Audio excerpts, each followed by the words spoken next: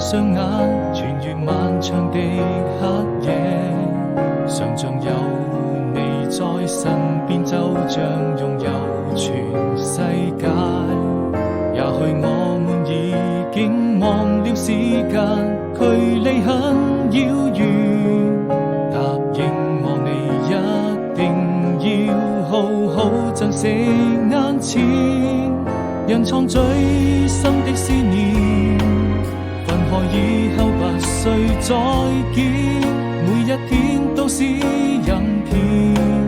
那些愛過的人依然會出現。